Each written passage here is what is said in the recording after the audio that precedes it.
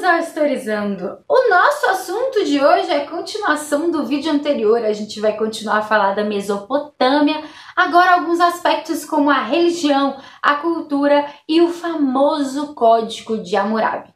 Mas antes disso eu tenho um recadinho para dar para vocês. Esse vídeo tem o apoio da plataforma do professor Nosley, um professor sensacional que vai te ajudar com gramática, português, redação, enfim, linguagens de uma forma geral para você arrasar, não só no Enem, mas em todas as provas e até mesmo nos concursos públicos.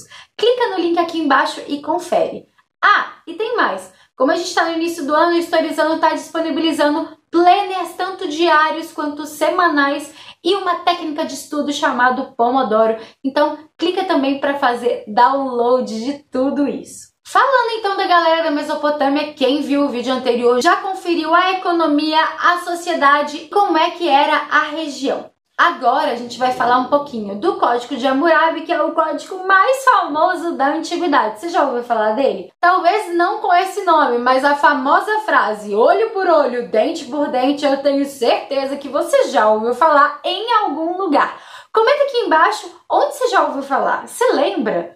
Eu acho que eu não lembro quando eu ouvi falar pela primeira vez. O Código de Hammurabi vai ser um documento importantíssimo, o mais conhecido da Mesopotâmia, e envolve, então, leis. Códigos, então, daquela época, leis, estruturas, regras para os mesopotâmios. Mas peraí, Tati, o rei não era o fodão, não era o bambambam que mandava em tudo, não era ele que fazia as leis, não? Não necessariamente. O rei, diferentemente do Egito Antigo, lá no Egito o faraó era como se fosse um deus, então tudo que ele falava era lei. Já na Mesopotâmia, não. O rei não é considerado um deus. O rei é até um enviado de Deus e tem relação com o divino, mas não necessariamente ele é um deus. Então ele tem que obedecer ao código também. Mas esse lance de olho por olho, dente por dente, como é que funcionava?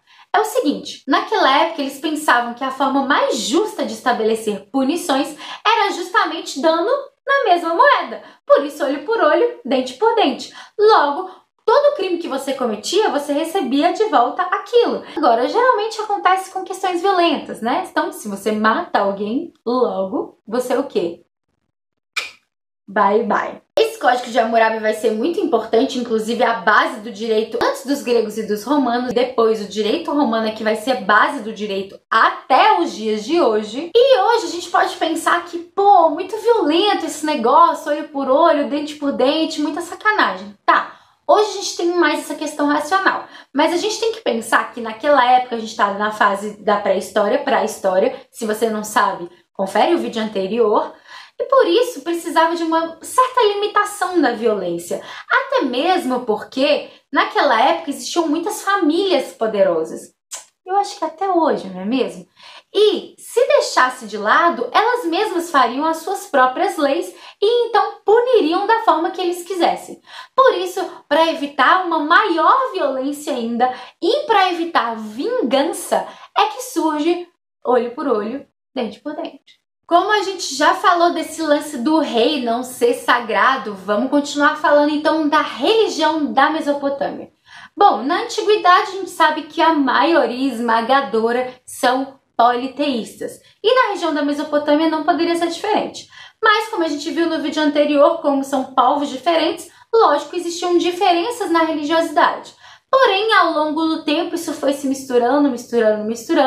E para quem não sabe, o termo certo é sincretismo religioso.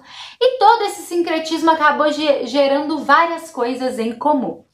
Bom, para começar a falar da religião da Mesopotâmia, além dos vários deuses, que eu vou deixar alguns exemplos aqui na tela, que tem uma conexão direta com a natureza, a gente tem que pensar que a religião dos mesopotâmios é uma religião chamada de funerária.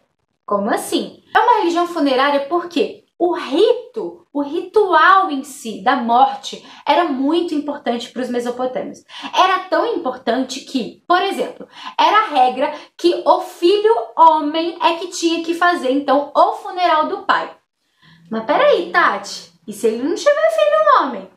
Simples, se adota. Exatamente, tinha um costume de se adotar justamente já pensando no funeral, já pensando nessa morte, se adota seu filho. Já pensou nisso? Pois é, tanto Tanto que era comum a adoção de adultos. Olha que louco. Então eu vou adotar aquele camarada ali, ó, só pra me enterrar, só pra me ver morto. Cabuloso, não é mesmo? Além de tudo isso, eles tinham uma visão muito pessimista da morte. Eles tinham medo da morte e eles tinham medo da vida após a morte. Diferentemente, inclusive, dos egípcios, que pensavam lá em outro plano, em outra vida, e até mesmo guardavam e mumificavam a galera justamente para conservar o corpinho. Lembra do vídeo anterior que a gente falou das cidades-estado? Pois é, a religião também vai ser importante, porque em cada cidade-estado tem um deus protetor. É parecido também com a Grécia Antiga, afinal de contas, Atenas não chama Atenas à toa. Chama Atenas por causa da deusa Atena, que era a deusa protetora da cidade. Os templos eram algo extremamente importante e os sacerdotes, além de realizar todas as cerimônias religiosas, eles também tinham importância econômica e política muito forte. E para finalizar essa parte da religião, a gente tem que falar dos zigurates. Já ouviu falar zigurate? Zigurate é o templo mais importante. E olha que louco, os mesopotâmios acreditavam que tudo que estava aqui na Terra também tinha no céu. E o zigurate seria justamente uma escala reduzida do que tinha no cosmos, no céu. Falando em cosmos, céu, eu falo não só a questão das nuvens, tá? Do espaço mesmo. Por quê? Na Mesopotâmia, muitas coisas religiosas tinham ligação com a astronomia e com a astrologia. Então eles não separavam ciência e religião, como por exemplo lá na Idade Média. Eles uniam todas as descobertas numa coisa só. Eles acreditavam nisso tudo unido. Tanto que o zigurate também era observatório astronômico. Já que pensou que louco, é como se fosse ali na igreja para observar as estrelas.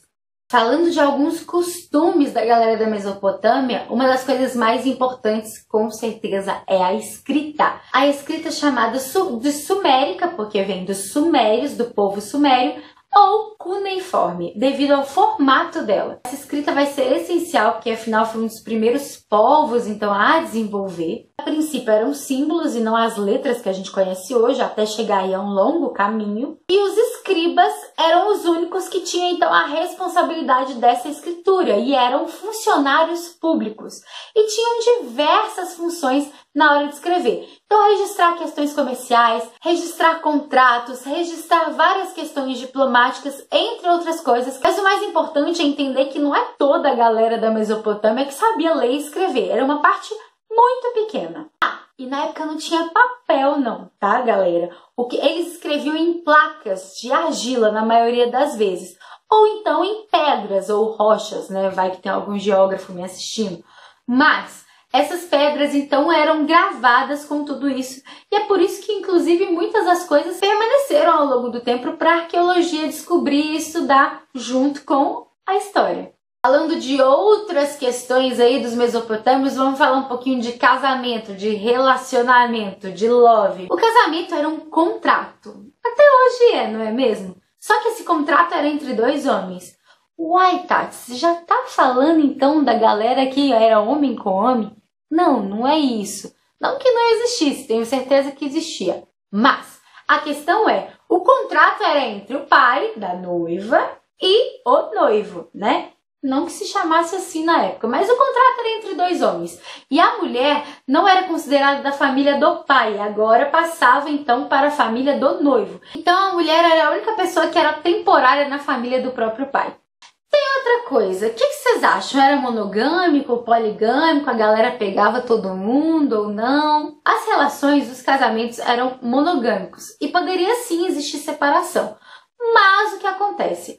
A mulher não poderia cometer adultério. Caso cometesse, ela seria punida. E já o homem podia até ter sua amante dentro de casa. Olha que maravilha! Só que não. Como eu disse, o homem precisava ter um filho homem justamente já pensando na sua morte, já no ritual funerário. E caso não tivesse, ele adotava nem que seja um adulto para ajudar ali no ritual. E o filho mais velho não herdava tudo. Olha que beleza, a galera, os outros filhos poderiam herdar alguma coisa também. Se você não sabe, na Idade Média, por exemplo, o primogênito herdava todas as terras e o resto da galera, ó, tinha que se virar. As filhas, elas herdavam o chamado dote, que é aquela grana que você dá, então, para a família do noivo, para você entrar naquela família. Olha que beleza, não é mesmo? A mulher como mercadoria aí, ó, desde muito tempo. Além do autodesenvolvimento na agricultura, que a gente já viu que foi extremamente importante para os mesopotâmios, se você não viu, vai lá no último vídeo para conferir, que também tem relação com os canais e diques para controlar os rios Tigre e Eufrates. Os mesopotâmios desenvolveram outras questões, como eu também já disse, astronomia e astrologia, literatura, matemática, entre outras coisas. Você sabia que esses números que você conta em dúzias, 1 dúzia, 2 dúzias, meia dúzia, e tudo isso que tem relação com o 6, veio justamente da galera da Mesopotâmia? Olha que doido! Como é que chama esse sistema? Aqui a historiadora não sabe, mas eu vou colocar aqui na tela para vocês. Que existe hora dividida em 60 minutos, 60 segundos. E esse jeito de contar já começou lá na Mesopotâmia. Por isso foram uma civilização extremamente importante. Ah, mais uma curiosidade antes de você ir embora. Você sabia que a roda, não, tô falando que eles inventaram a roda, não é isso? Mas eles que começaram a utilizar a roda para transportes. Então se você hoje anda de Uber por aí, ou de busão mesmo, por que não? A galera da Mesopotâmia que teve essa ideia. Bom, é isso. Eu espero que vocês tenham gostado. Mais um vídeo sobre a galera da Mesopotâmia. Se vocês querem saber mais sobre a antiguidade, comenta aqui embaixo que povo da antiguidade você tem curiosidade. Já curte esse vídeo e se inscreve no canal para não perder nenhuma novidade. Se tem dúvida, sugestão ou comentário, fique à vontade e comenta aí. Muito obrigada pela sua atenção. Um beijo! E até a próxima! Não esquece de conferir a plataforma do professor Noslen. Turbine seu aprendizado em língua portuguesa e alcance seus objetivos. Clica no link aqui embaixo.